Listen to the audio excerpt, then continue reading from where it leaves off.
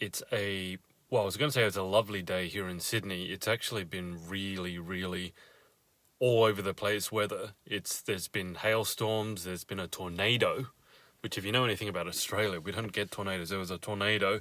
Thankfully no one was injured. But at the moment, so you can probably see it's clearing up and it looks actually like a nice summer's day. And on Monday, we had our Freedom Day, so people are out and about. We're allowed to go outside without masks, which I did today, and I got to say it felt weird, but it's also just really nice to see people out and about again and families being able to be together. Look, all that said, I wanted to bring you sorority guys up to date with what's happening with confessions. Today I spent quite a deal of time on some pretty important work with Confessions 2021. And I have a few people who have confirmed they want to be in Confessions 2021. And they were sort of the first 4 people I reached out to, because I knew even before I announced I was working on this that those were 4 of the people that I really wanted. And I brought them up to speed today with some of the people who I've invited to be part of Confessions 2021. And the emails I got back were quite humorous because they were sort of shocked at who's on that list. Now, I'm not going to disclose who's on the list. Suffice to say, and I think I mentioned this before, this year with Confessions, I wanted to take a slightly different tact. So if you didn't know, last year, the original or the inaugural version of Confessions ended up having, I opened it up to the public, we ended up having 160 queens from around the world in the book. Not all of them were title holders. In fact, some of them were surprised that I let people who weren't title holders in. But the idea of that was to give it a go, see if the concept would work. And pretty much everyone who submitted was in the book. That's why we needed 2 volumes, because it was so huge. Whilst that worked, I wanted to change it up this year. So this year, last year was paperback, this year is hardback. Last year was black and white. This year is going to be full color. And last year was a 6x9 inch. This year is going to be a lot like basically the size of an A4 piece of paper, which is the largest size I can do with Amazon. And it's going to be a coffee table book. And this time around, I wanted to reach out to some different people. It's not to say that I won't be opening it up at all, but let's just say when the emails start coming back, if we can start getting some yeses, and I'm positive that we'll get a few at least, and even a few would be good, then it's just going to be a very, very different feel. So I actually spent today reaching out to some people, and these are names that if you've been in pageantry for any amount of time, you would know these names. And it was just funny because I was getting emails from the original 4 that I put in, 3 of the original 4, basically saying, oh my God, like the list, and oh my God, how am I going to be able to compete with the photo shoots from these guys? It was just quite funny. But moving forwards, obviously bringing out the sorority in November, these projects that I've previously done in the past, and the new ones I'm going to do, I am going to be focusing more on opening up those sorts of opportunities to sorority members. I think that makes a certain amount of sense just without me explaining it. But the other aspect of it is, I think I've mentioned this as well before, that VIP membership for the sorority won't be free. It won't be expensive. It won't be free.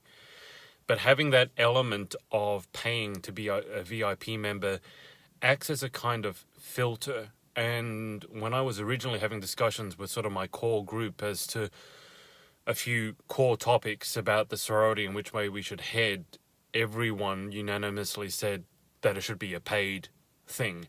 And the reason we said that is not because we're planning on making huge amounts of money with it. In fact, I'm certainly not going to be able to, not that I won't be able to do that, but that's not the point. So I won't be charging huge amounts of money, but I did want to charge something, because what I found in the past is that if you open it up to everyone for free, look, 80% of the people, do the right thing and treat you with respect.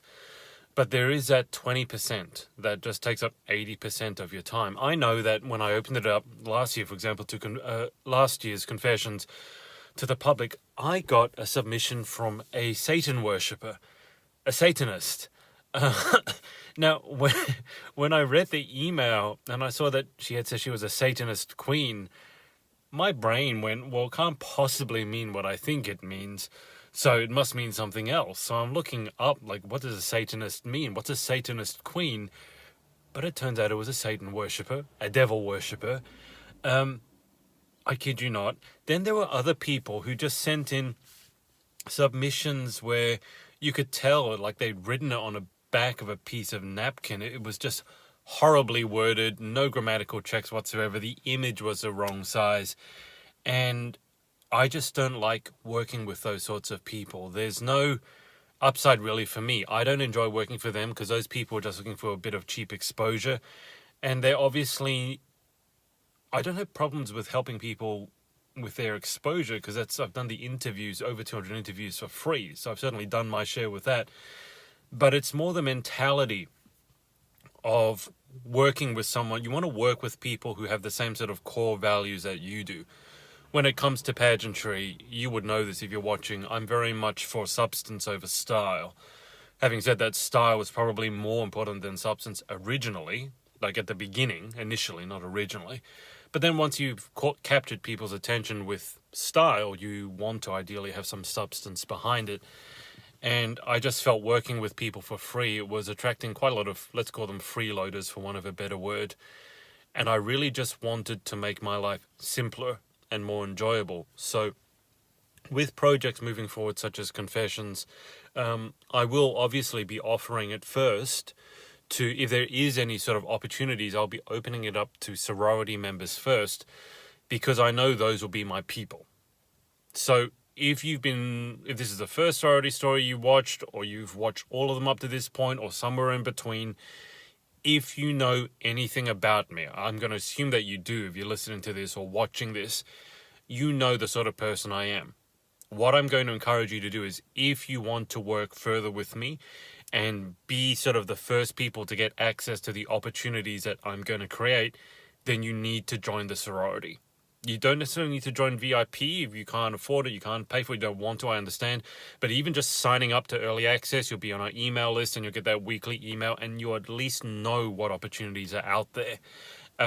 Because this is going to sound like bragging, take it for what it is. I know that some of the opportunities I create in the pageant world are unique to me, that no one else is really able to offer. That's why Confessions did so well last year. So this is not me just bragging, I'm certainly not that sort of person, but there's a reason why we had 160 submissions within a couple of weeks. There's a reason that I did have to turn some people away. There's a reason that when I had an Instagram competition, one of those tagging competitions to give away a copy of the book, it had, I think, over 1,000 submissions within the 2 or 3 days that I had it open. I think it was 2 or 3 days. Even when I had a 24-hour competition, it had hundreds of entries. And you got to understand, to have 1,000 entries when you've kind of only got 2,000 followers, you know that you're onto something and you know you're offering something. I knew I was offering something that was of value, something that you guys wanted. And things change with time as well. I started this whole pageant project journey just doing interviews, and I never really wanted to say anything because I thought my job as an interviewer was to shut the hell up. You know, if as an interviewer you're doing a lot of talking, I think it's a bad interview, and I still believe that. But over time, I'm sure you would have noticed over time, the last few years in particular, maybe kind of with COVID, so many people are doing interviews now, right? Not all of them, not even the majority of them do it like me. A lot of them do the Instagram live route, which is fine. I have my reasons why I don't do that.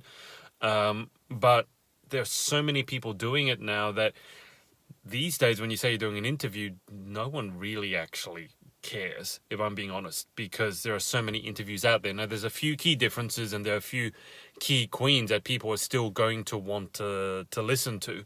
But overall, let's just say, the engagement with interviews has dropped. So I had to sort of refigure, what am I going to do? And I still want to do interviews. I still want to do podcasts.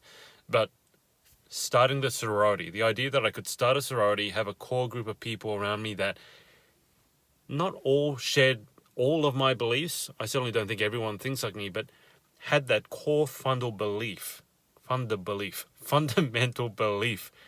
that pageantry, there could be a few changes we need to make in pageantry, and that pageantry, as great as it is, as many opportunities as it's provided, could be so much more.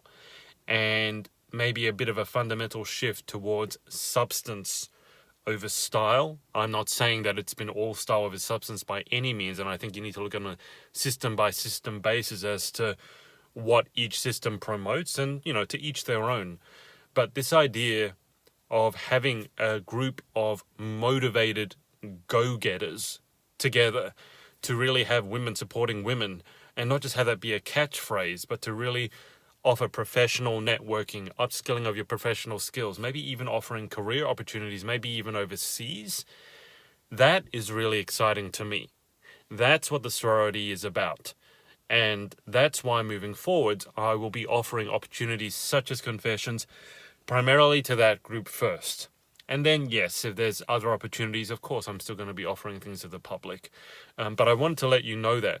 So if you've listened this far or watched this far, I really want you to know why I'm starting the sorority and why I will be in the future offering most of the opportunities that I create towards that group, the sorority group, and also why I'll be working more and more to find key partners, key collaborations, as I mentioned yesterday with Pageant Brand and the day before with coaches, trying to find key figures who can really, really help you, but offering that primarily to sorority members, because those sorts of people are in demand. They can't help everyone, and I want to, if I'm going to bring them on board, I really want to make sure I'm sending quality people their way who aren't going to waste their time, and who are willing to pay for their time as well.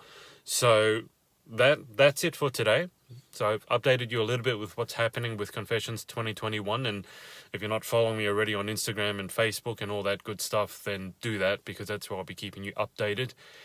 And if you want to partake in more of the opportunities that I've created and will create in the future, then make sure you've signed up for early access at the PAGEANTSorority.com. We're going to be opening up that early access to the public 1st November, which is just over 2 weeks away. So I wanted you to know that. I'll leave it there for today. Hope you have a great time. Sounds like everyone's out and about, because we can be. I'll speak to you tomorrow. Bye for now.